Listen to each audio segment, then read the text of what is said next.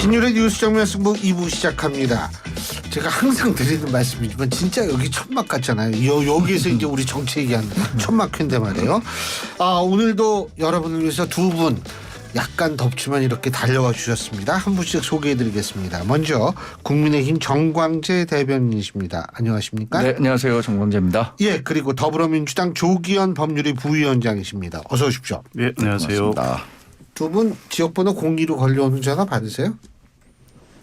저는 뭐 가끔 업무상 전화일 것 같아 갖고 꼭 거의 받는 편입니다. 업무상 네. 받으세요? 안 받죠?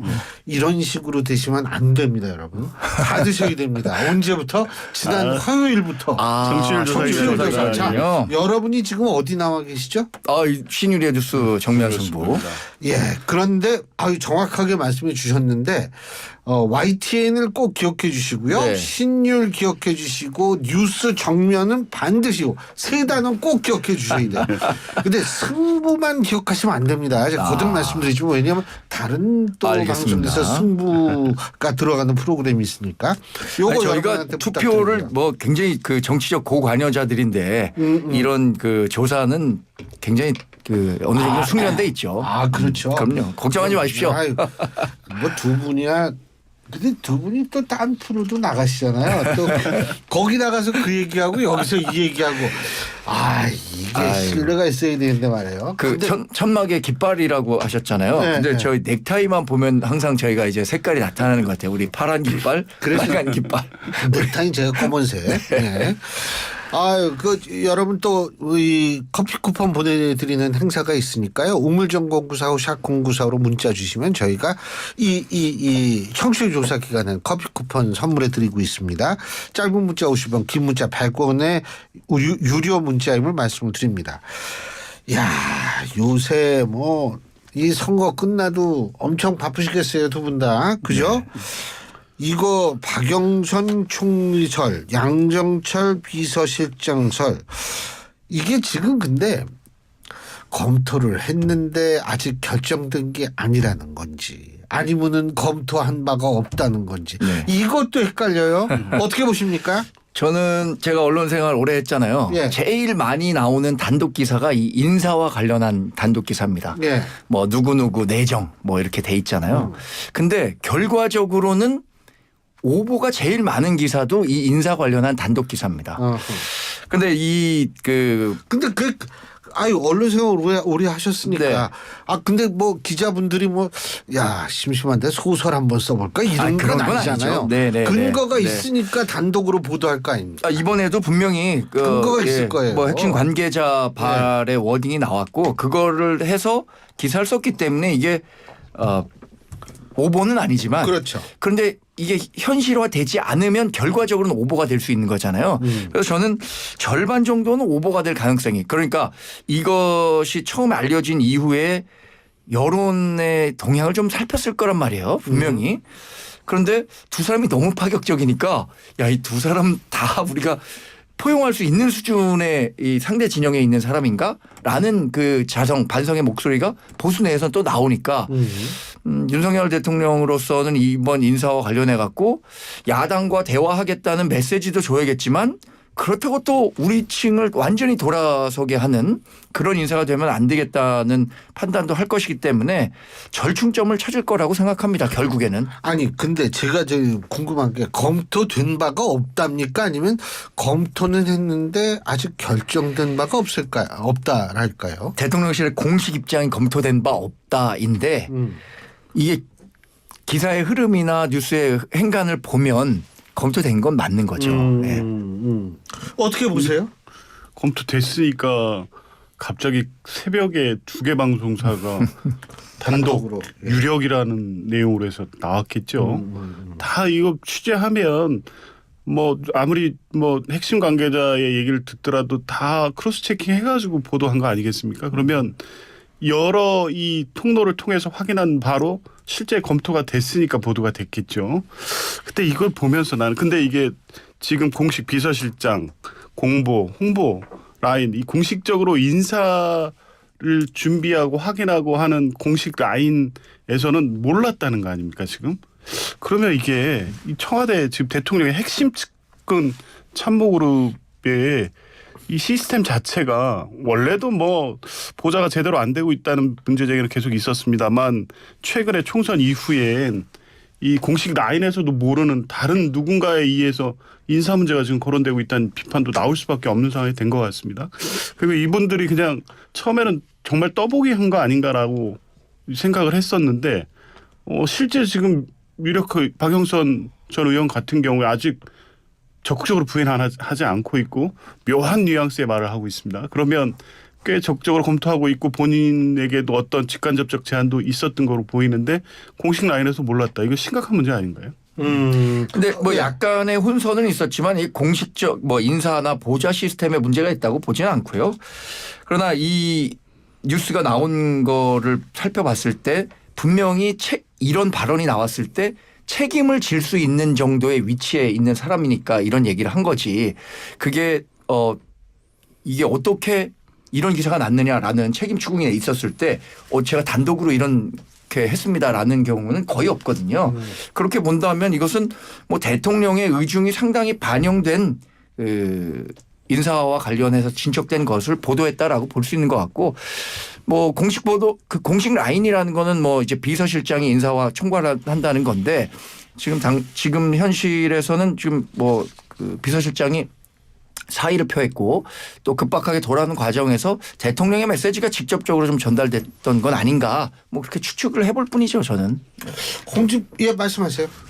이제 문제는 이 총선 한지 끝난 지 이제 8일 됐지 않습니까? 그 다다음 날부터 이제 뭐 사의 표명하고 후임 인사에 대한 거론이 되기 시작했어요. 그리고 빠르면 일요일쯤에 발표할 수도 있다는 얘기가 나왔고 그 다음부터는 계속 하마평이 뭐 여러 사람들이 이름이 계속 거론되고 있습니다. 그러다가 이제 이 박영선하고 양정철 전 민주원 김종민 의원 얘기가 나왔는데 그러니까 이게 안에서 정식적으로 시스템 안에서 이 검토되고 있다고 하면 이번 인사가 어떤 인사라는 방향을 정해놓고 이게 검토되는 흐름이 있었을 거 아닙니까? 근데 초반에 그 하마평에 오른 인사 이런 분들에 대한 확인도 역시 다 대통령실 발로 확인하고 취재가 돼서 고려되고 있는 인사들을 썼었을 건데 그러다가 갑자기 지금 이 세 분이 튀어나온 거 아니겠습니까? 그러니까 당초에 대통령의 어떤 의중이 있기는 있는 건지 이번 인사는 어떤 방향으로 실제 협치에 완전히 방점을 찍고 이렇게 파격적인 인사를 원래부터 해야겠다고 고민하고 오고 있는 건지 아니면 이것도 아니고 저것도 아닌 상태에서 이 대통령실에서 이쪽 라인 또 다른 라인 이런 데서 뭐 통제되지도 않는 상황에 막 아이디어 차원에서 마구 지금 쏟아지는 건지 지금 알 수가 없거든요. 그러니까 이게 지금 시스템이 작동하지 않고 있다는 거죠. 예, 말씀하세요. 그런데 저는 뭐 이런 과정들을 종합해 보면 그만큼 이번 총선에 드러난 민심에 대해서 충분히 인사를 통해서 메시지를 제공해야겠다라는 어떤 대통령실에 굉장히 치열한 고민이 녹아 있다고 봅니다. 그러니까 우리 편만 볼 수도 또 상대편과의 협치만 강화할 수도 이게 우리나라 대통령이 정말 극한 직업이라는 평가를 받는데 근데 그거 왜 이렇게 하려고 해요? 극한 직업이라는 평가를 받는데 그 단면을 보여주는 게 아닌가 싶어요. 그래서 이런 평가도 좀 하는 것 같습니다. 이게 그 급작스럽게 빨리빨리 하다 보면은 오히려 뭐 검증이나 아니면 민의를 제대로 수용하지 못해 갖고 빨리 한 것이 이렇게 신중을 기한 것만 못지 않은 그런 결과로 이어질 수 있기 때문에 조금 더 신중을 기하는 모습은 아닌가 이렇게 생각해 봅니다.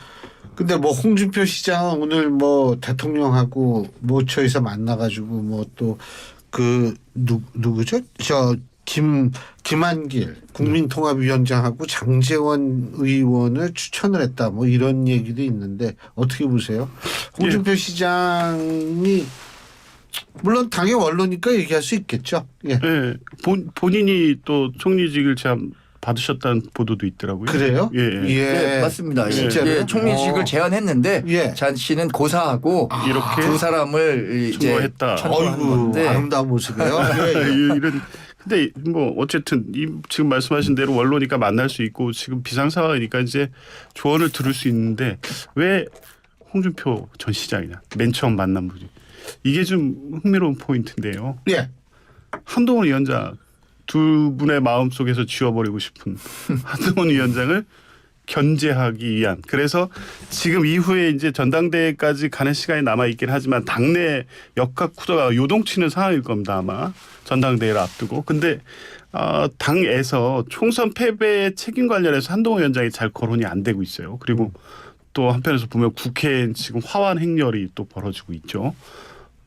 일부 여론조사에서는 뭐 차기 당권에 나와야 된다는 또 여론이 제일 높게 나오고 있고 여전히 그 당 차기 대권 주자의 여론 지지율도 또 나오고 있고 이런 상태가 두 분 다 불편한 거 아니겠어요? 그래서 이런 것들을 보여주고 상호 간에 그 관련된 논의 그래서 향후 당에서 당 운영 또 대통령의 당 장악력을 어떻게 높일까 이런 부분이 사실 논의된 부분이 더 많을 것 같아요. 물론 그 과정에서 그러면 인사 핵심적인 국무총리라든가 비서실장에 대한 인사에 대한 조언과 제안과 뭐 이런 얘기가 있었던 거는 맞는 것 같은데 이 왜 홍준표 시장을 처음으로 만났냐의 의미는 여전히 대통령은 향후 국민의힘에 당에 대한 당의 장악력 이거를 놓치고 싶지 않고 홍준표 시장도 차기 혹시라도 대권의 가장 강력한 경쟁자인 한동훈 위원장을 이번에 명확하게 실패자로 낙인 찍을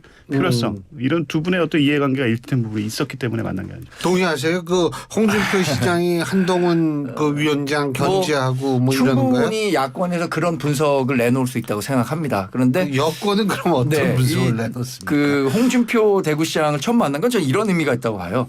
대통령 경선에서 마지막까지 경선했고 2위를 했던 분이 홍준표 대구시장입니다. 그리고 홍준표 대구시장이 30년간 정치를 하면서 보수 정치에선 굉장히 큰 역할을 해왔던 거죠. 그리고 정치력과 정무감각과 관련해서는 뭐 윤석열 대통령이 제일 그래도 현실적으로 믿고 얘기를 들을 수 있는 사람이 홍준표 대구시장이 아니었나라는 생각이 들고 이번에 천거를 한 두 사람에 대해서는 사실 홍준표 대구시장이 한동훈 비대위원장과 관련해서는 굉장히 과하다 싶을 정도로 강도 높은 비판도 하고 일종의 뭐 조롱성 글도 올리고 했지만 천거한 두 사람만 놓고 본다면 대통령이 지금 국정을 수행하는데 그래도 가장 평가받을 만한 수준의 인사를 천거한 거 아닌가요? 그러니까 김한길 총리는 국회 비준과 국민통합형의 이미지를 가질 수 있고 장제원 비서실장 카드는 자신의 국정 철학을 충분히 이해하고 전체적인 장악력을 높일 수 있는 그 비서실장이 된다는 측면에서 두 카드는 저는 그 홍준표 대구시장이 굉장히 사심 없이 그래도 좋은 카드를 윤석열 대통령에게 제안했던 게 아닌가. 근데 이제 핵심은 왜 그러면 이 홍준표 시장과 상의를 했을까 이 부분도 궁금하잖아요. 제가 말씀드린 것처럼 원론 아니 홍준표 때문에. 시장이 대단히 정무감각과 정치력이 뛰어난 분이고 그 견제도 안 하고 견제 마음도 없고 홍준표 시장에 대해서 홍준표 시장이 한동훈 위원장에 대한 그 견제 마인드는 당연히 있겠죠. 예, 견제 그건 마인드. 당연히 뭐 수긍하는 부분입니다. 예. 근데 그러면 말이에요. 사실 김한길 국민통합위원장도 따지고 온다면 그때가 새정치민주연 아니 그때가 언제죠? 하도 이 당 이름들이 많이 2015년 경에 야당 대표 있잖아요. 했었습니다. 네. 2015년. 안철수 공동대표 공동대표. 새정치민주연합. 새정치민주연합 맞죠. 네. 그 뭐 야당 출신이고 박영선 전 장관도 야당 출신이고 야당 원내대표도 지냈잖아요. 네. 둘 다 야당 출신 맞는데 만약에 조 변호사님이 대통령이라고 가정을 하면 누구를 더 선호할 것 같으세요? 글쎄요. 이제 국민들 보시기에 일단은 그나마 좀 동의를 받기 쉬운 건 아무래도 박영선 전 의원이시겠죠. 왜냐하면 뭐 이 김한길 전 대표 같은 경우에는 민주당에 있다가 탈당을 해서 결국에 흘러 지금 거의 가 계신 거잖아요. 그래서 민주당 내 평가도 뭐 과거에 민주당 대표도 했고 같이 했다고 해서 흔쾌히 뭐 받아들이고 뭐 무사 통과로 인준 표결을 해주고 이런 분위기가 아닙니다. 박영선 의원 같은 경우 몇 가지 전제는 있죠. 이게 어떤 인물이냐의 문제 말고 대통령이 야당과의 관계를 향후에 어떻게 할 것이냐 그런 전향적 태도를 보이시냐 뭐 단적으로 이재명 대표를 만나서 협조를 구하고 그 과정에서 총리 인사에 대한 뭐 협의하고 그 결과로서 박영선 전 의원이 나왔다. 이러면 사실 민주당 내에서도 고민은 되지만 어느 정도 협조의 분위기가 형성이 될 수 있는데 지금은 아닌 것 같습니다. 왜냐하면 그냥 인물로서 어떤 말로만 협치를 해놓고 인물로서 그 상황을 그냥 조성하려고 하고 있거든요. 이재명 대표를 만나겠다는 얘기도 없으시고 원론적인 얘기만 하지 22대 국회에서 어떻게 협치할지 이런 얘기는 전혀 없으시니까요. 아주 중요한 포인트. 네. 협치를 하고 뭐를 하려면 일반적인 순서가 뭐냐면 이재명 대표를 만나서 네. 우리 그 몇 명을 좀 추천해 주십시오. 응? 그러면은 저희가 또 이렇게 같이 한번 생각을 해가지고 하겠습니다가 원래 순서라고 그건 상식적인 순서 아닌가요? 네. 근데 요게 좀 빠졌어요. 저는 이재명 대표를 그동안은 뭐 범죄 피의 사실이 있기 때문에 그 대통령이 만나기가 부적절하다라고 해서 만나지 않았지만 이번 총선 패배 이후에 나온 메시지들을 보면 대화할 용의가 있다. 대화하겠다라고 했잖아요. 그런데 그 대화가 물리적으로 너무 짧은 기간에 이루어지는 것은 완전히 윤석열 대통령이 그동안에 있었던 것을 총선의 계기로 완전히 자기 부정으로 갈 수밖에 없기 때문에 일정 정도의 시간과 명분이 필요하다고 봅니다. 그래서 이건 뭐 시간의 문제지 저는 이재명 대표와 윤석열 대통령이 만나는 자리가 있을 것이라고 예상하고 있고 또 그 계기는 아마 22대 국회 개원 시기를 전후해서 만날 수 있지 않을까 생각하는데 말씀하신 그럼 야권에 어떤 인물을 좀 천거해 주십시오라는 요청을 드렸을 때 야권이 흔쾌히 그건 일단 하고 봐야죠. 아주. 그런가요? 네. 그렇죠. 네, 흔쾌히 했을까 좀 의문입니다. 그런 부분들 때문에 그런 과정이 없었던 건 아닐까 생각해 봅니다. 그러니까 총선 이후에 한 8일 동안의 모습을 보면 지금 이번에 총리나 비서실장 인사 관련된 논란도 그렇고요. 며칠 전에 국무회의 그 입장 표명도 그렇고 대통령이 안 바뀌신 것 같아요. 그리고 안 바뀌실 것 같아요. 대야 관계도 마찬가지고요. 기존의 메시지가 총선 이전하고 하나도 달라지지 않은 거 아니에요 지금. 그러니까 이런 과정에서 뭐 박영선이 됐든 누구 됐든 직전 대표를 갖다가 총리를 시킨다고 한들 민주당이 동의하기가 어렵죠. 근데 대통령이 바뀌었는지 안 바뀌었는지 모르겠는데 야당도 이게 바뀌었는지 안 바뀌었는지 헷갈려요. 아니 근데 대통령은 네? 안 바뀌었다면 이런 혼란 자체가 없이 자기가 지명하고 싶은 사람 지명하지 않았을까요? 제가 왜 그런 얘기를 네. 하냐면 야당도 말이에요. 그 홍준표 원내대표가 그런 얘기했죠. 이 법사위원장하고 운영위원장도 우리가 가져간다. 가져가. 그리고 김태년 의원도 뭐 우리가 다수당이기 때문에 다 상임위원장. 자, 이거 어떻게 보십니까? 그러니까 뭐 물리적으로 168석 이상이면은 모든 상임위원회에 상임위원장을 가져갈 수 있다라고 얘기를 하고 있는 건데 국회와의 협치가 반드시 이루어져야 한다고 대통령실에 꾸준히 얘기를 하면서 그런데 그럼 카운터파티인 국회 내에서의 카운터파티인 국민의힘과의 협치는 전혀 생각하지 안 하고 자신들이 가진 물리력 그러니까 절대적인 다수 의석을 가지고 상임위원장을 독식하겠다는 것 자체가 상당히 비민주적인 거 아닌가요? 민주당이 그동안 그렇게 강조해왔던 민주적인 국회 운영 또 협치 이런 부분들과는 상당히 거리가 있는 행보여서 이 부분은 설마 그렇게 하지는 않겠죠. 왜냐하면 21대 국회 때 1년 동안 그렇게 한 적이 있었어서 좀 걱정입니다만 이번에 또 그렇게 하려고 하지는 않겠죠. 이거 어떻게 보세요? 엄포를 넣은 것에 불과한 게 아닐까 생각합니다. 희망을 예. 말씀하신 것 같은데 어떻게 보세요? 그렇게 할 수도 있을 것 같습니다. 왜냐하면 지금 당내 분위기는요. 이게 물론 지금 새로 구성되는 원내 지도부에서 원구성 협상을 통해 갖고 될 얘기이기 때문에 지금은 논의가 되거나 뭐 입장이 모아지거나 하는 분위기는 아닌데 의원 개개인들의 입장이 이렇게 발표되는 내용 또 당의 전반적인 분위기가 21대 국회 후반기에 법사위를 넘겨줌으로써 국회가 파행되고 법안이 발목을 잡히고 법사위 파행으로 인해서 정쟁이 계속 유발되고 그래서 실질적으로 국회의원 운영이 정상적으로 되지 못한 거에 핵심적인 원인이 법사위원장에 있었다고 보기 때문에 또 운영위원장 같은 경우에는 어쨌든 뭐 관례적으로 여당이 맡아오긴 했지만 지금같이 일방적인 국정운영을 독주하는 상황에서는 국회에 또 강력한 경제력이 필요한 게 아니냐라는 원론적 입장들이 막 나오고 있는 건데 전체적인 분위기는 21대 국회에 대한 평가로부터 나와서 법사위원장 넘겨주면 안 된다는 여론이 분명히 강한 건 맞습니다. 네. 그런데 그 40초. 예. 최소한의 견제와 균형 국회 내에서 이것을 보장하기 위해서 국회의장과 법사위원장을 각 당이 나눠 갖는 관례가 있었는데 이번에도 우리가 45% 얻었고요. 51% 얻었나요? 5.4% 차이밖에 안 났는데 나머지 45%를 완전히 무시하는 상임위 독식은 제가 생각엔 뭐 국회 차원에서 논의될 만한 사안이 아니다. 어쨌든 제가 보니까 있잖아요. 21대보다 22대가 더 힘들 것 같아요. 예, 그건 뭐 분명할 것 같습니다. 예. 오늘 두 분 말씀 여기까지 듣죠. 고맙습니다. 맞습니다. 예, 지금까지 국민의힘 정광재 대변인, 더불어민주당 조기현 법률위 부위원장 두 분과 함께했습니다.